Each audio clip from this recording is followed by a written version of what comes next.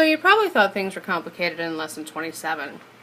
I'm going to show you that they can actually get even more complicated in lesson 28, but really it's the same thing over again. Okay, so we've talked about aldols, aldol condensations, crossed aldols, we've talked about Clasons, and now we're going to talk about an intramolecular Clason reaction, which is also known as a Deichmann condensation.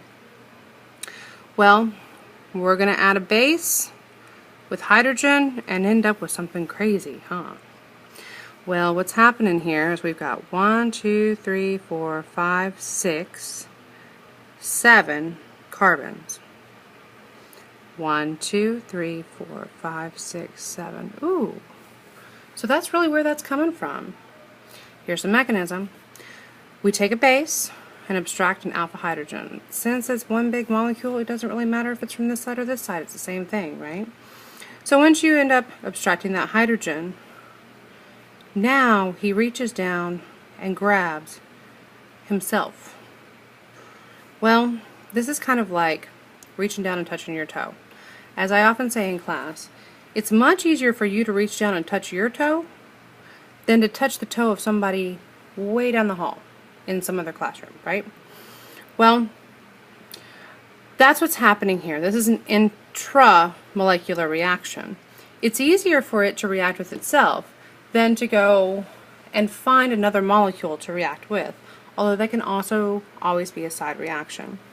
So as this comes in here and this moves up, that's where we get this 6-membered ring from. So let me count this for you. 1, 2, 3, 4, 5, 6 electrons go up. 1, 2, 3, 4, 5, 6. Now, this,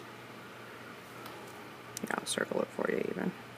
This right here is really this over here. Okay, so it's not touched in this reaction. Now as electrons come down, that moves out, and that's where this other carbonyl ends up. It's really not that bad, huh?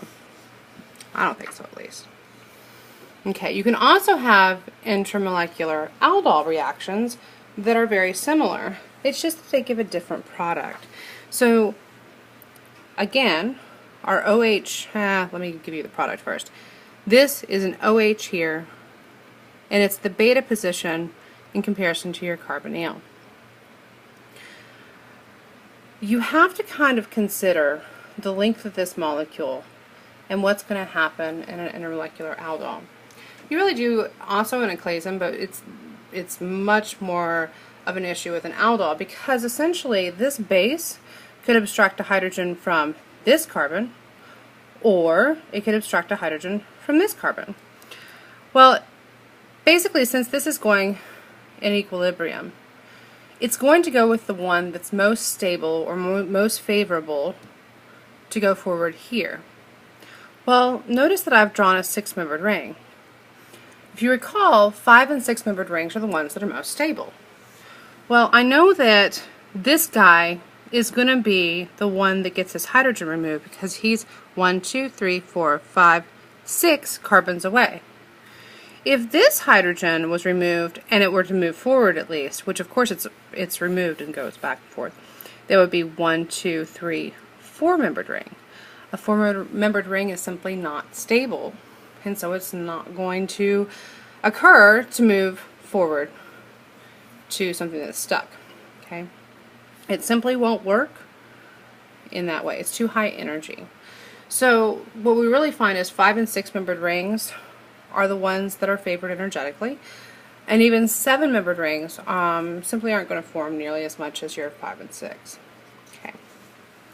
Obviously, these reactions are somewhat limited in that there's not so many different types of long chains that contain the 2 functional groups that are necessary. Okay. Here comes the Robinson annulation.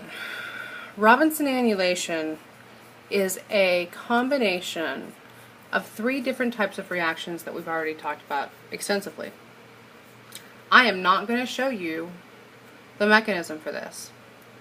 The reason why is that you've already had it, but you will need to go through and attempt this on your own. You really should do that, because if you don't, you're not going to understand where this comes from, and you're expected to know this not just in class, but also on several different types of exams. So here we have an alpha beta unsaturated ketone,